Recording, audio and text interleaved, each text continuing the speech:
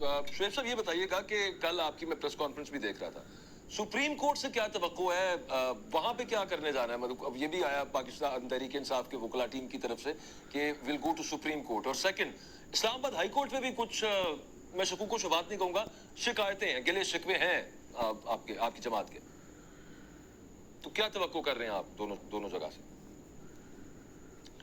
دیکھیں ہمیں تو پہلی بات یہ ہے کہ اسلام آباد ہائی کورٹ کے چیف جسٹس عامر فاروق صاحب کے اوپر بھی ہم نے ایک باعث کا بتایا تھا, ان کو بتایا تھا کہ آپ اس کیس سے الگ ہو جائیں, اور اس کو سنے بغیر انہوں نے اس اپلیکیشن کو ڈسمس کر دیا. پھر ہم نے ہمایوں دلاور جو ایک متعصب جج ہے اور جس کا کنڈکٹ یہ مستقل بنیادوں پر شو کر رہا ہے کہ اس نے سزا دینی ہی دینی تھی, اس لیے کہ اس نے نہ ہمیں سنا. اس سے پہلے 2 دفعہ اس نے ہمارے پٹیشن ڈسمس کی بغیر سنے, وہ بھی کہ یہ کیس مینٹینیبل ہی نہیں ہے. اور عامر فاروق صاحب نے یہ 2 دفعہ جب ایک بندہ اپنا فیصلہ دے چکا ہو تو تیسری دفعہ پھر اس کو کہہ دیا کہ جی نہیں آپ سنیں. اور ایک طرف وہ کہتے ہیں کہ ہمیں حق کے دفاع کا اختیار ہی نہیں ہے, ہمارا حق ہی نہیں ہے. جب پراسیکیوشن وٹنس لے کر آئے تو اس کو تو حق ہے, لیکن جب ملزم کو ایک حق کے دفاع ہوتا ہے کہ سب سے پہلے اس کو آئین کے آرٹیکل 4 اور 10A کے مطابق اپنے گواہان پیش کرنے کا حق ہوتا ہے, وہ کہتے ہیں نہیں آپ کو نہیں ہے. اسلام آباد ہائی کورٹ کے چیف جسٹس نے اس کے اوپر نوٹس جاری کر دیا, نہیں آپ کا حق ہے, اگلے ہفتے میں وہ کیس رکھ دیا, اور ساتھ ہی کہہ دیا نیچے وہ فیصلہ کرتے ہیں.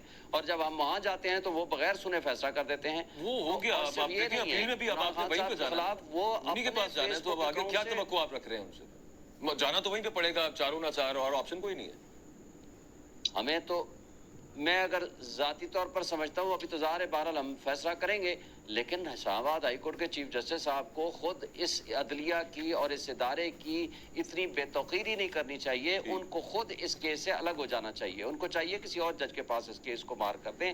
اس لیے کہ ایک ٹیریان والا کیس بھی اگر آپ سامنے ہو تو اس کیس میں 2 جج صاحبان نے فیصلہ لکھ دیا, اور انہوں نے وہ ویب سائٹ پہ آ گیا, انہوں نے ایک پریس ریلیز کے ذریعے اس کو کہہ دیا کہ نہیں اس کو سائٹ پہ کر دیں. اور اس کے علاوہ بے شمار اس کیس کو آپ کو میں بتاؤں, میں بھی موجود تھا, اس کیس کو سنا ہی نہیں انہوں نے صرف یہ سنا کہ کیا میں اس کیس کو ٹرانسفر نہ کر دوں, اور اگر میں اس نتیجے میں پہنچا کہ ٹرانسفر میں نے اس جج سے نہیں کرنا, پرائرٹی ڈیمانڈز کے ایک جج 2 دفعہ فیصلہ کر چکا ہے تو تیسری دفعہ کیا کرے گا, تو پھر میں آپ کا مین کیس بھی سنوں گا. اور شعیب صاحب وہ جو آپ کہتے ہیں بریفلی ذرا بتا دیجیے گا, پھر میں سارا بانو صاحبہ کی طرف جانا ہے. بریفلی یہ بتا دیں, سپریم کورٹ کا جو آپ ذکر کرتے ہیں کہ ہم وہاں پہ بھی جائیں گے, ادھر میں اپنی انڈرسٹینڈنگ کے لیے پوچھنا چاہ رہا ہوں, ادھر کیا کرنے جائیں گے آپ, کیا ان سے کیا توقع اور کیا درخواست دینی ہے وہاں پہ؟ دیکھیں پہلی بات تو یہ ہے کہ ہم نے اس پہ اپیل فائل کرنی ہے, وہ انشاءاللہ ہم کریں گے اس فیصلے کے خلاف ہائی کورٹ میں. جو عامر فاروق صاحب نے یہ فیصلہ ریمانڈ کر کے دوبارہ بھیج دیا تھا ہمایوں دلاور صاحب کو, ہائی کورٹ کے چیف جسٹس صاحب نے 4 تاریخ کو, وہ اس فیصلے کے خلاف ہم نے اپیل فائل کی ہے, اور اس کے اندر ہم یہ سارے فیکٹس اینڈ گراؤنڈز لے کر جائیں گے, اور اس کے اندر ہم ان کو بتائیں گے کہ کس طرح ہمارے ساتھ. شعیب صاحب وہ تو اب فیصلہ آ گیا نا, اس کے بعد آپ کیسے سپریم کورٹ میں اس کے خلاف اپیل پہ جا سکتے ہیں؟ اینی ویز میں تھوڑا سا اس پہ آپ کا جواب لیتا ہوں, تھوڑا سا میں ذرا پولیٹیکل ڈسکشن اسی سے دیکھیں, میں ذرا سارا بانو صاحبہ کو شامل گفتگو کر لوں. یہ سب معاملہ جو چل رہا ہے, بنیاد ہے اس فیصلے کی, اس فیصلے صرف مجھے دیجیے گا ذرا, آپ کے پاس واپس آتا ہوں میں.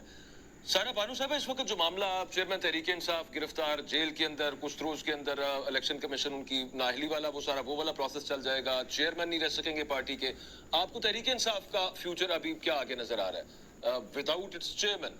ہو ول لیڈ دا پارٹی, اور پارٹی آپ کے آگے آپ کو لگ رہا ہے کہ الیکشنز ہوتے ہیں تو اس کے اندر فیوچر ہے؟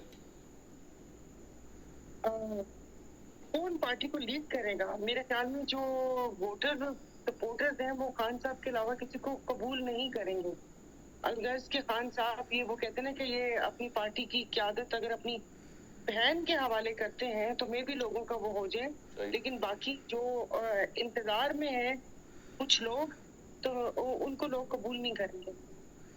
میرا جو بالکل صحیح, بالکل, مطلب the only way forward for Pakistan Tehreek Insaf politically is اگر ان کی بہن اب اس کو لیڈ کرنا شروع کر دینا, شاہ محمود قریشی کو مانیں گے لوگ, قریشی صاحب کو بھی نہیں مانیں گے, اسد عمر صاحب کو بھی نہیں مانیں گے, اور پرویز الہی صاحب کو بھی نہیں مانیں گے.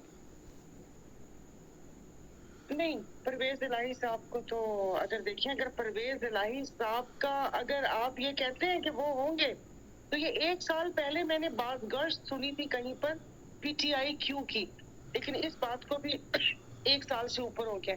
और मैं बहुत हैरान थी कि पीटीआई क्यों, मतलब कैसे।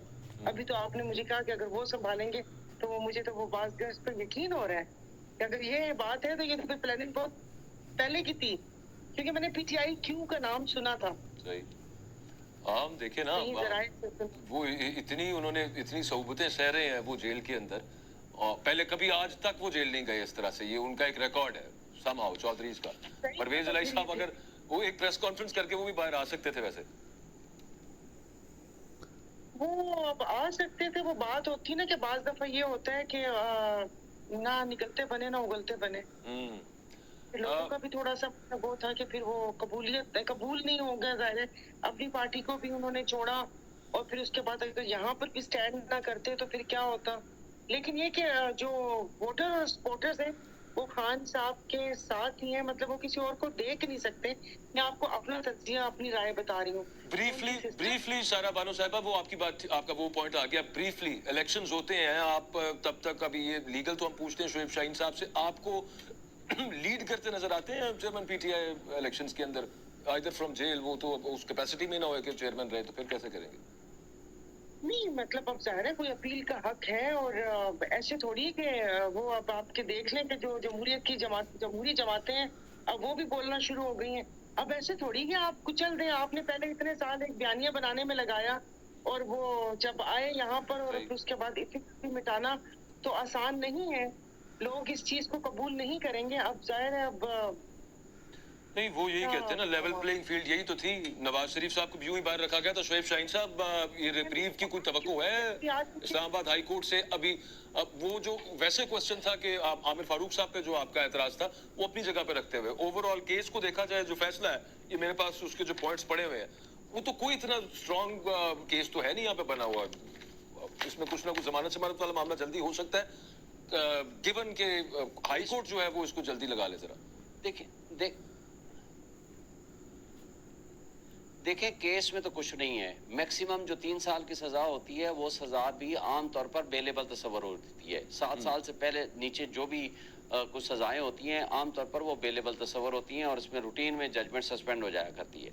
और इस केस में तो कोई अदरवाइज भी केस कमजोर है। हक के दिफा नहीं दिया गया, और इस्लामाबाद हाई कोर्ट ने ऑलरेडी नोटिस कर दिया आपका हक के दिफा बनता है, आपका हक है, लेकिन हक के दिफा का फैसला अगले हफ्ते रख दिया, और पहले नीचे कह दिया कि जी आप फैसले को सुन के फैसला कर दें, और उन्होंने सुने बगैर फैसला कर दिया। तो ये ग्राउंड ही सफिशिएंट है। और फिर इस केस में टोटल है क्या? ये केस एक मुख्तसर एक लफ्ज में मैं कहूँ, टोटल एसेट्स एंड लायबिलिटीज हमने टैक्स अथॉरिटीज के पास जमा कराई और हर चीज लिख के दी, और यहाँ इलेक्शन कमीशन ने भी वही अमाउंट वही चीज लिख के दी है, लेकिन वहां चूंकि एसेट्स और सोर्स ऑफ इनकम भी बताना पड़ता है, वहां इसलिए तोशाखाना का लफ्ज लिख के हमने दिया।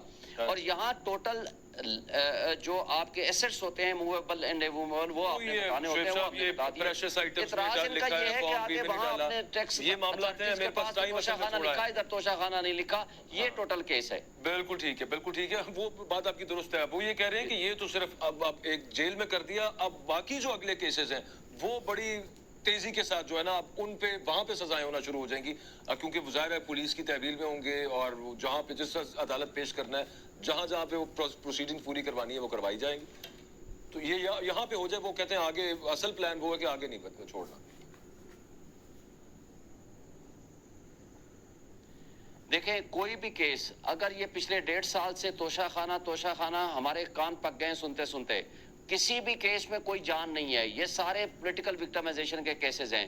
जो मुजरिम जिन्होंने गाड़ियां ली हैं, मरियम नवाज है, आसिफ अली जरदारी है, यूसुफ रजा गिलानी है, नवाज शरीफ है, जिन्होंने गाड़ियां ली हैं गैर कानूनी तौर पर वो नहीं ले सकते थे।